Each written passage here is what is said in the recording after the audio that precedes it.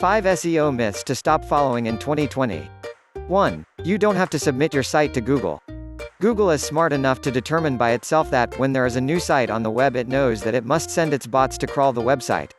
You only need to submit your site to when they are new content, or any change that you have published on your site has to be applied immediately for your visitors. Submitting your site to Google doesn't increase rankings. 2. More backlinks are better for ranking than quality content.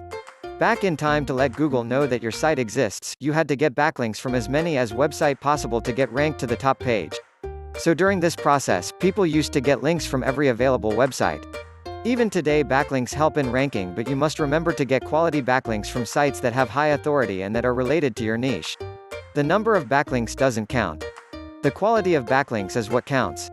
To get a backlink from a high authority website, you first must produce quality content. Then automatically you will start getting links from a high authority website. 3. Keywords are the main criteria for ranking. Back in time was when people used to search for only a keyword for their query. Now the time has passed and people have started asking Google more questions in phrases than keywords.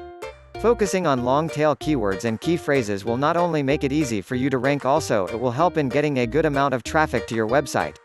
4. HTTPS site isn't important for SEO. The S in HTTPS stands for secure.